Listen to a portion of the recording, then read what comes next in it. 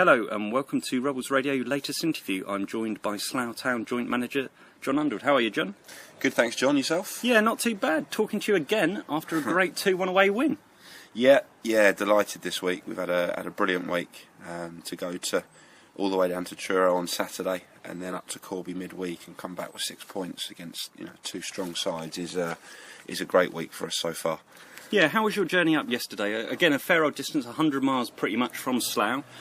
Lots of players having to leave work early, etc. How was it all? Yeah, it's not easy midweek. It's actually a little bit further than we thought in the end, and I think 4 of the starting 11 weren't there till 7:15, so that's not ideal. You want to be out there at 7 warming up.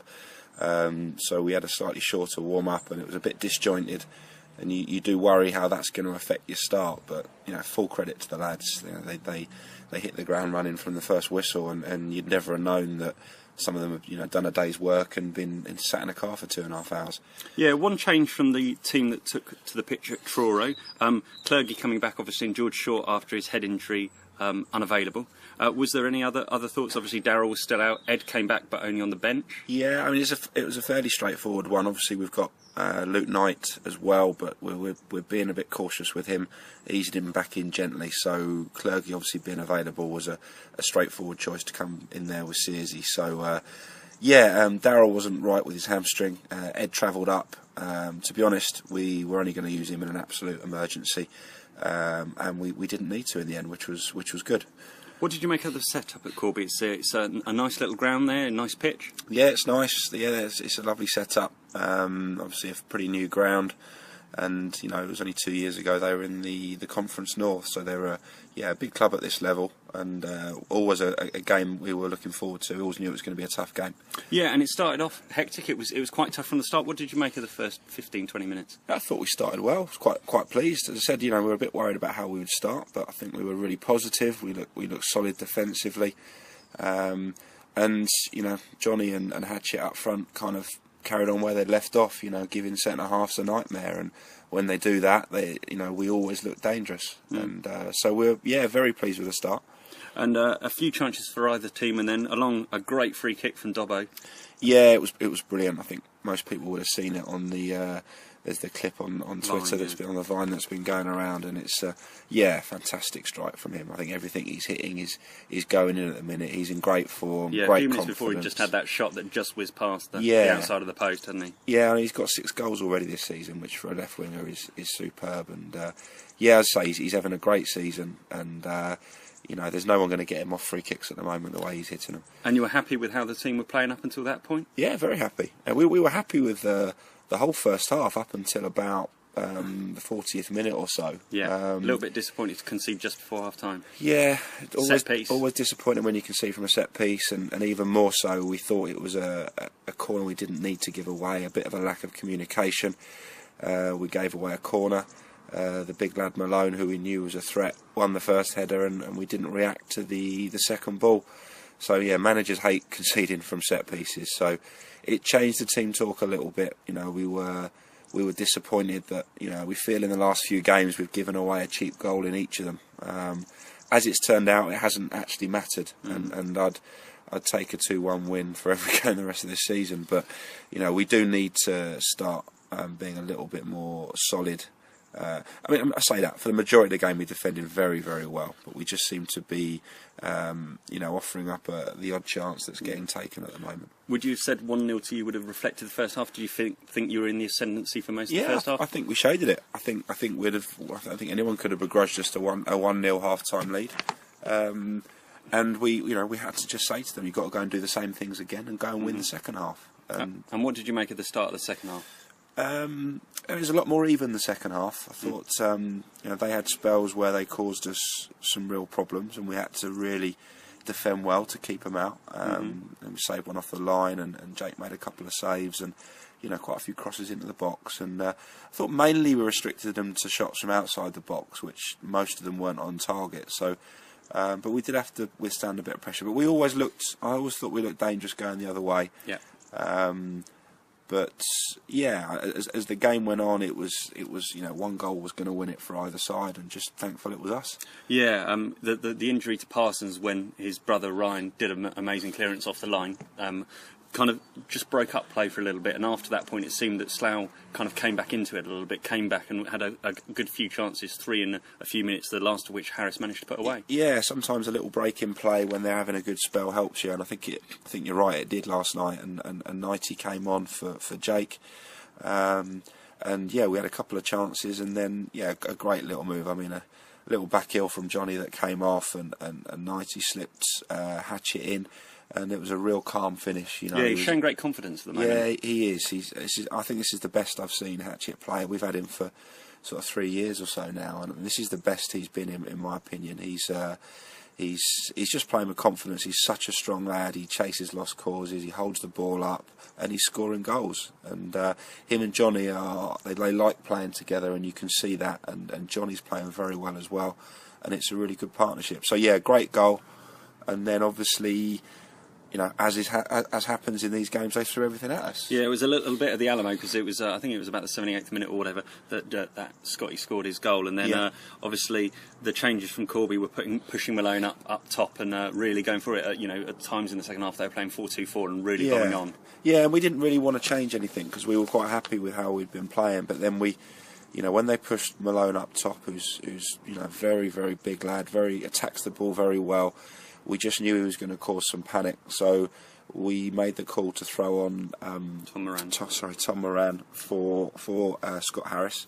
Just left Johnny up front on his own, and we just dropped Tom in, sort of in and around the centre half, just to say, just pick up whoever needs to be picked up and defend and do the ugly things. And he did. He came on and did well. And we had to withstand some pressure, but I thought we stood up to it really well. Yeah, and it must be particularly pleasing. There's a few games, Biggleswade, Hereford, where you've conceded late goals when you've been ahead.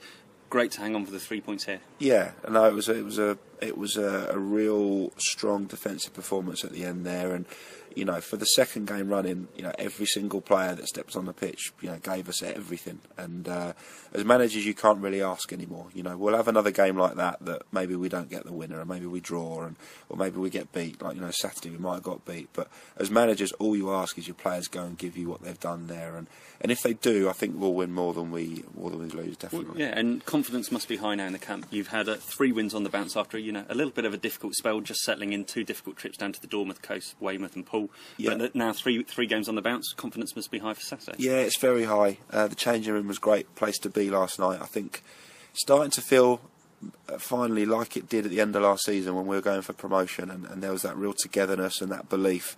I think we've struggled a little bit for belief until these last few weeks, and I think that showed in a few of our performances. But there's a couple of key players coming back, and a little bit of consistency in the side over the last few games, which helps. We've been able to put out similar sides, and I think we're getting the benefit of that now. And as I said, there's that good feel about the place. It's not no one's complacent, but everyone knows that we can win games, and everyone believes in each other. And we need to take that into Saturday. Yeah, what are you going to do to ensure that momentum carries on? It might be easy to people to look at Arlesey at the bottom of the table and say, "Oh, hang on, that's 3 points all day long." Yeah, I mean it could be the classic kind of after Lord Mayor show. You go all those distances and win those games, and then you go to the bottom side and get beat, and it can happen. We've seen some results in this league already this season. Banbury have now picked up. Arlesey only last week they were beating St Neots with 15 minutes to go, and any team that's beaten St Neots over 75 minutes can't be a poor side, because St Neots are very strong. So they'll be up for it. They need to get away from the bottom, and I know their manager was there watching us last night, so they'll be aware of what we're about. And it won't be an easy game. It's an easy thing to say, but it won't be an easy game, and we'll have to go and work just as hard. In terms of the squad, obviously Jake Parsons was taken off injured, and George Short was unavailable through injury. Do we have any news at this stage Thursday evening of what state we're at? I think Jake and Darryl are going to see Kev tonight. Hoping that both will be okay for Saturday. I don't think Jake's was too serious. I mean, he wanted to stay on, but we just felt it was the right thing to do to change it. He was hobbling a bit, and we just thought it was the right thing to do. Hoping that they'll both be fit. I think we'll get a preview out tomorrow, an article which will probably confirm on those two once we know later tonight. So fingers crossed they'll both be with us. And what about George Shaw with the gash on his head? I mean, for many people, head injuries, you see people patched up and playing in the Premiership, but I understand that this is one that it could easily, if it got contact, could burst again, and it'd be another few weeks. They couldn't stitch it, they had to glue it, so he's been told he can't even get it wet for a week, which takes him up to this weekend. And they've said 3 weeks in total, so he wants to come back sooner than that, but Saturday will be too soon, and we'll just have to see how he goes. It's right in the middle of his head, and you can't take chances with things like that, so we'll have to be a bit careful with him. But other than that, we should be strong again. Similar squad. Eddie, as we've reported, is going out on loan. He's going to Cove, who are top of the combined counties. He's training with them tonight. He'll play for them Saturday. Very much like the Scott Harris situation, we need to get him out, get a run of games, probably 4 or 5 games, and get him to where he needs to be before we can consider him. So that's the plan there.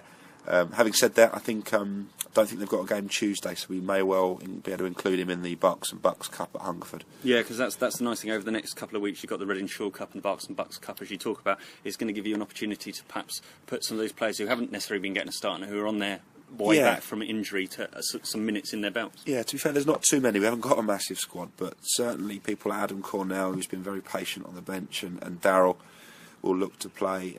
Luke Knight, as we've had this penciled in for a week or two now, that Knighty will come in against Hungerford. And others that are still needing the people like Searsy, who'll need to keep going and getting games. Tom Moran will play. Obviously, he's been sat on the bench the last couple, so we'll try and give a couple of players some rest in those games. Make sure that the priority is very much the league. Well, brilliant. We look forward to hopefully another 3 points Saturday away again before coming home to Redditch in a week and a bit's time. I hope so, yeah. Hopefully we'll see some Rebels up there, but thank you very much for your time as ever, Unders, okay. And we'll catch up with you soon. Cheers, John. Thanks.